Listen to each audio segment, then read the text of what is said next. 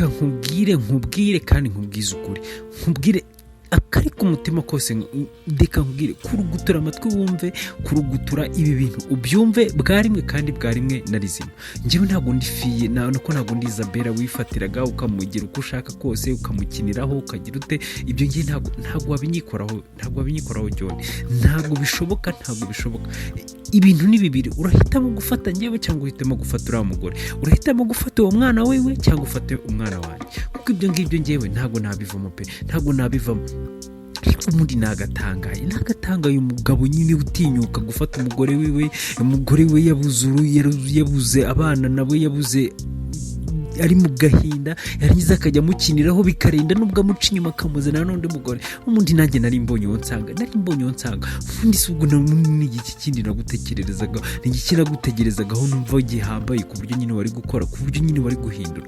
John, reka nkubwize ukuri, njyewe rero ntabwo ndi fiye, reka wenda tubishyire ku mugaragaro. ntabwo ndi Isabella, sorry, ntabwo ndi Isabella wirirwa gukiniraho ukoraho ibyo ushaka, umuvanaho umujyanaho umubwira ibiki umutegeka ibyo. Ahanjye ntabwo ndiwe, njyewe nitwa fiye, ndi umuntu utandukanye. Ariko ubundi kuki ibintu byose nabigiye, kuki nagambaniye inshuti yanjye, ibi bintu byose naremeye ngambanira inshuti yanjye, none numva ibintu utangiye kunyitura ngo ufite undi mugore ngo ushaka gucikisha, ngo ushaka kugira ute. Ibyo bintu ntabwo nabivamo pe, ntabwo nabyihanganira, reka nkubwize ukuri, ntabwo bishoboka. Nawe bitekereze neza.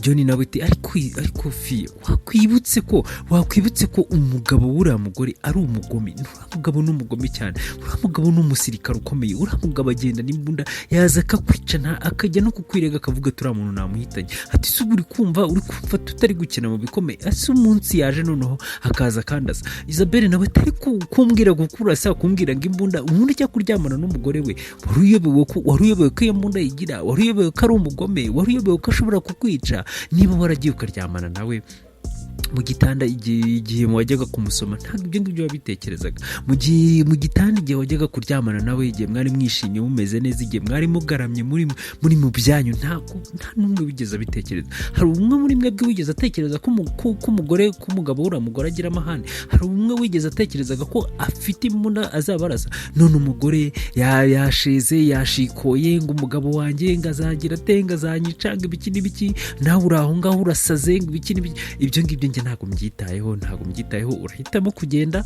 unengewe n'umwana wawe udufitanye, ubwo kandi ni kutazongera kumubona usanga uriya mugore, cyangwa se uhitemo uriya mugore umwibagirwe, inda natayikuramo ibyo biramureba. Ariko nanone iranda yikuyemo ashobora kumutera ibibazo. Uriya mugore arakuze ku buryo nyine atari umuntu wo kujya gukuramo inda, ashobora kujya kuyikuramo bikamubera ibibazo. Ariko se urambwira uteka akuze, ubundi yajyaga kuryamana nawe abona ari umwana, nyine yajyaga ibyo ngibyo, niba yariyemeje kujya kuryamana nawe, ntabwo yaba azi ko akuze, ntabwo aba yarabikoze. Nk'umuntu umukecuru agiye kuryamana n'abana byaye, ibyo rero ntabwo njye nabyihanganira, ntabwo nanabishobora pe. John, ni ibyo ngibyo ndi kukubwira. Njye ntabwo ndi Isabella wagendaga ukamukoresha icyo yishakiye, ukamuvanaho ukamujyanaho, ukamwicaza hano. Oya, ntabwo ibyo byakunda. Njye niba tugiye kubana ni ukubana njye nawe kandi gusa, nta bintu byo kunzaniraho abandi bantu ngo ejo ngo haje uyu. Oya, washakaga umwana, nicyo kintu cya mbere waje unsaba, naragikoze. Nirengagije ko Isabella tuziranye by'igihe kirekire, nizirengagiza ko twakuranye twasangiye akabisi n'agahiye, ari njye muntu yafataga nk'umuryango, ari njye muntu yafataga nk'inshuti. Ndamugambanira, ndenda ubwo ndyamana nawe, turenda nubwo tugira ute, ndenda nubwo musiga mu nzu wenyine, kuko nari mbizi ko ngiye kubana nawe, kuko nari mbizi ko nyine ngiye kuguha uwo mwana, kuko nanjye nagukundaga. Urukundo rwarampumishije, nibagirwa ko nyine nigeze kugira inshuti nka Isabella, nibagirwa ubucuti dufitanye, ndamugambanira. Yego pe, namugambaniye, ntabwo nabyicuza kuko nyine nabikoze mbishaka, nabikoze kuko ngukunda. Ariko aka kanya ntabwo bituma mbyicuza utangira kumvangana n'abakecuru, mvangana n'abahisi n'abagenzi. Ubwo uwo n'uwunzi kandi wasanga hari n'abandi, ejo ushobora no kuzambwira ngo hari undi n'undi ugiye kuvuka ejo n'undi. John, ni ukuri kw'Imana ibintu ntabwo nabishobora. Urahitamo umwanzuro n'umwe, uragenda ugiye cyangwa se ubwo ngubwo mugume hano. Kandi ikindi njye ntabwo nava hano kuko njye ntwite umwana wawe ntabwo njye nazirirwa muruhana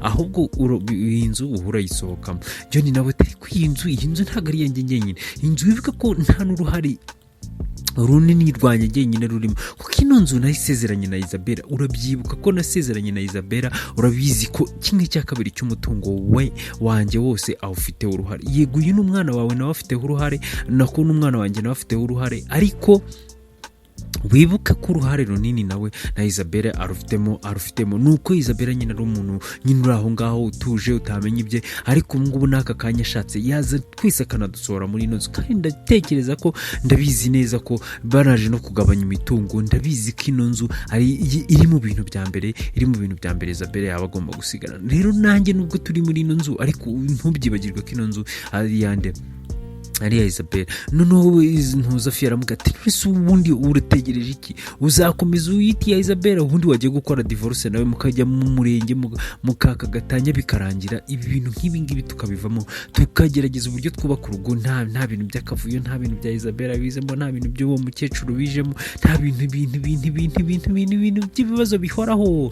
Nukuri ko Imana John mbabarira nk'uko wambwiye ko ikintu cya mbere ushaka ari umwana, nanjye narabikoze. Nakoresheje iyo bwabaga bwose, ndatuza nshyira agapira hasi, nemera kugira ngo nkunde nkubyarira umwana. Rero ntutume nicuza kuba naragambaniye Isabella inshuti yanjye, ntutume nicuza kuba naraje kubana nawe.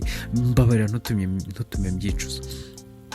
Ku rundi ruhande rero twagarutse kwa wa musirikare yararakaye byatari, yarakaye ari kuvuga ati njyewe ngende gatoya, igihe kitarenze n'imyaka ingahe, wibagirwe ibihe byiza twagiranye, wibagirwe abana banjye batesha agaciro. Ati ntabwo mbyumva iyo Sevilla nentereye umugore inda ndayishaka byanga binoga.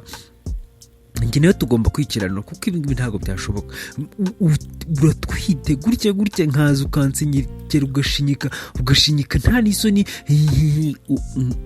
ngo uratwite. Ntabwo mbyumva ibintu, ntabwo mbyumva. Ikintu cya mbere rero nkubwira, reka nkubwire rero mama Ivan, ikintu cya mbere ngiye ngusaba ni ukugenda ukanyereka uwo mujama waguteye iyo nda, niba ari umujama, niba ari akajama, niba ari iki, njyewe ndikiranura nawe. Ntabwo njye naba maze imyaka irenga 40 ingahe yose ndi kurwana n'abanzi, ndi guharanira umutekano w'igihugu. Bantuma hanze bakavuga ati genda ujye guharanira umutekano w'ibihugu byo hanze, biki byose w'u Rwanda mugiramo uruhare ku mutekano w'urugo rwanjye. Numva ngo hari inyana y'imbwa yaje gukiniramo. Ntabwo ibyo Sevilla noneho byibura atari n'umuntu ufite n'amapeti arenze yanjye. Ntabwo ibi bintu byumvikana. Reka nkubwire mama Iva, njyewe nta bindi bintu byinshi tuvugana, ndashaka iyo nyana y'imbwa, cyangwa se niba utayimbwira nabyo bimbwira. Noneho papa Iva mbabariye ugatuza nukuri ko Imana byabayeho rimwe, byabaye nk'ikosa, ntabwo mbyibuka nyine urabyumva. Kubera umuntu aba ari mu kabari, kubera umuntu aba nyine akora ibintu byo mu kabari, nanjye nisanze nyine byambaye. Uwo muntu ntabwo muzi pe, ntabwo muzi. Icyo gihe ndabyibuka nyine twari twanyweye twasinze turi mu birori byinshi. Noneho ntabana ntabari bahari, nyine nanjye nisanze nyine byabaye. Wambabariye please, wambabariye. Reba igihe cyose tumaranye, reba abana bacu ni bakuru, wakabimenye nyine abana ni bakuru. Reba abana nawe ufite, reba abana ufite, warangiza ugatinyuka ukajya kuvuga ngo ugiye kubyara undi mwana. Reba umwana wacu umutoya byibura afite imyaka igera muri 18. Ibaze noneho ngo nyuma y'imyaka 18 urongeye urabyaye. Ubu ngubu uratekereza ko isi yo ndariyo yaba ari njye narayigutera? Nubwo bwose binazwi ko wenda kumva nabaga ndi hanze, abantu barabizi. Nta kuntu bambwira ngo nje umunsi umwe mise ngutera inda, wise utwita, wise unabyara. Nicyo se bibaho? Waba uri inyoni se? Waba uri urukwavu? Waba uri iki se wise Sevillane? Ntabwo ibintu no mbyumva. Uranyereka uwo mujama, kuko uwo mujama ndakiranuka nawe, ari uko musoje nkamuvana ku ikarita y'isi, cyangwa se kimwe murajyana pe. Ntabwo ngiye imikino nayivamo. Nukuri ko Imana papa Iva wambabariye byibura ukanyumva, wambabariye. Uwo papa Iva nawe ahita amubwira ati reka nkubwize ukuri, reka aka kanya noneho duke muri ibintu. Nsohokera mu cyumba guhera aka kanya mbabarira bumpaye akanya maze nitekerezeho. Ubwo rero papa Iva yaragiye aramwihorera buracya, papa Iva arasohoka, nta no kumuvugisha, nta no kumwegera, yarikomereje. Noneho umugore abona ko harimo ikibazo, abona ko nyine nta biganiro byinshi bagifitanye. Ubwo papa Iva bakwereka ari mu kabari nyine ari kunywa inzoga, hari kuganira n'inshuti, yaravuga ati mwana ibaze n'ukuri kw'Imana, ibaze ko ibintu mba numva bitanashoboka, ibaze ko ngiye nifata ngiye mu mahanga, ngiye kurwanira, ngiye guha ishema nyine igihugu cyacu, ngiye kurwanirira umutekano w'ibindi bihugu, n'ibyo mu Rwanda ho ni ibintu bisanzwe, umutekano umeze neza, nifata ngiye kurwanirira umutekano w'ibindi bihugu hanze y'u Rwanda, nindagiza ngiye gusanga mwana nyine yimbwe yamvungereye urugo, umugore wanjye aratwite. Tabimbwira none se umugore wawe aratwite, none se kuri iriya myaka se umukecuru nkuriya bagitwita, ntabwo mbyumva. Ati byihorere, ibaze noneho kugera mu rugo ugasanga umugore wawe aratwite, umukecuru nkuriya, ibaze ko umwana wacu afite imyaka 18, ibaze gukurikiza umwana w'imyaka 18. none se abana bawe barabizi se basi hari ikintu babivugaho? N'abana bacu ntabwo nabibabwira, n'ubuzi naho mpera mbibabwira. uzi ikintu gihari, uriya mugore kugira ngo njye adasebye, kuko uri kumva ntabwo niba ndi umuntu wenda wari ugiye gufata, uri kumva nari mvuye kuri misiyo, bari bagiye kunkubita irindi peti rirenze, nari ngiye kujya mu myanya irenze, nari ngiye kuvuga ngo ndafata umwanya wundi w'ubuyobozi urenze ibyo nakoraga, ibintu bya misiyo nari ngiye kuba mbihagaritse, nkajya mu buyobozi nyine nk'umuntu ukuze kameme ufite experience, nkagira ofisi, nkagira abantu mpagarira, apana kuvuga ngo wenda ngiye mpagarariye batayo runaka cyangwa se ibiki n'ibiki. nari ngiye kuvuga ngo ngiye kugira ofisi, mbona umwanya urenze, mbona umwanya mwiza kandi ushimishije. uwo mwanya rero nta kuntu nawugeraho bavuga ngo umugore wawe aratwite, kandi ikindi noneho mu gutwita atwita inda yasamye mu gihe wari umaze imyaka 2 utaba mu Rwanda. nta kuntu rero wambwira ngo uku kwezi ndaje, mu nyuma y'amezi 2 arabyaye. ntabwo yaba ari urukwavu, nta nubwo yaba ari inyoni, yaba abyaye gute se? nyine kari icyo kibazo. ubwo rero kugira ngo ibyo bintu byose bicemo, uriya mugore ndamuburisha, cyangwa se niba atambwiye uwo musore ngo ngire ikintu mbikoraho, ndamuburisha. ubwo ngubwo nta muntu uzongera kumenya aho ari. Ati kuko nicyo kintu nakora, niyo nagenda nkamufungira ahantu akahaba ariko nta n'impamvu yo kuvuga ngo ndashyiramo imiyaga ngo ni mama w'abana banjye. ubwo nyine arahitamo inda kuyikuramo, cyangwa se muburishe iyo ndazagaruke yaravuyemo, kandi nabwo ubwo ngubwo ntabwo tuzongera kubana, azajya bari hariya nk'igipupe cy'uko nanjye mfite umugore, cy'uko nyine nigize umugore. kuko uri kumva umwanya nari ngiye kubona ntabwo nawubona nanone ntafite umugore, nabyo ni ibibazo. ariko byibura nshobora kugenda nkamuhisha by'agahe gatoya, nkavuga ngo yagiye wenda muri trip runaka, icyo cyana cyazavuka nkakica, nkahita ngishyingura, ku buryo nyina azagaruka yashaka akabaho mu gahinda kabi, yashaka akagira uti, cyangwa se nyina nkagenda nkamushyira ahantu ewana, nkakoresha uburyo bwose bushoboka, ndamukanda kamukanda ku buryo nyine bizageraho nyine kubera torture cyangwa se kubera torture nzamukorera, inda ikivanamo, ku buryo nyine we azagira ngo ni indi mistake yabaye, ku buryo nyine wenda atazahora byicuza, cyangwa se tutazagirana ibindi bibazo, wakazagaruka mu rugo nyine nkamufata gutyo. uri kumva nanagaruka ntago azajya zana bya bintu byo kumenyera by'ibiki n'ibiki, kuko ari umfitiye amakosa, kuko ari wankosereje, azumva ko ndimideni. rero mbabarira ungira inama y'ikintu ngiye gukora aka kanya, kuko uriya mugore ndikumva namuhaze, ndikumva ewana amaherezo ndi bumwice, ntago ibintu nabyihanganira. ku rundi ruhande rero twagarutse kwa Isabella, kwa Fiye ndetse na Johnny, bari aho ngaho bari gutongana cyane.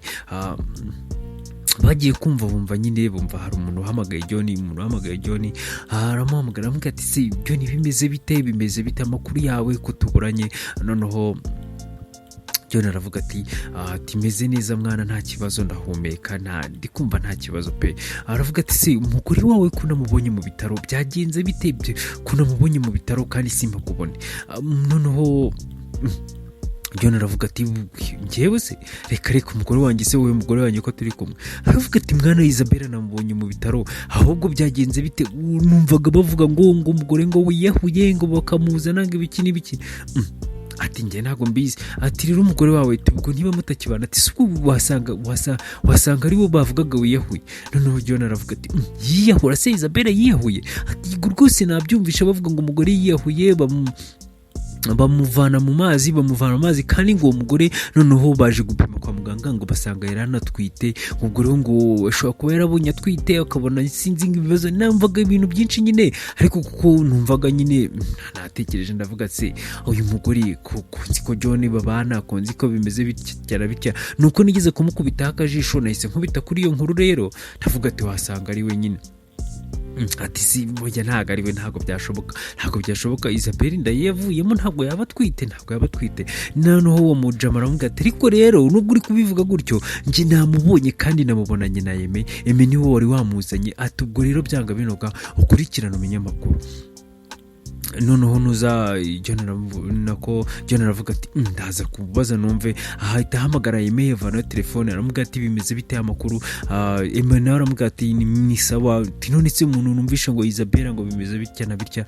Aravuga ati ibyo ntabwo mbizi, ugenda ubibazo babikubwiye. Ahita namukopa aravuga ati byanga binoga hari bano bantu hari icyo bampishe, hari ikintu bampishe byanga binoga. Isabelle ashobora kuba yaratwite akaba ntari mbizi.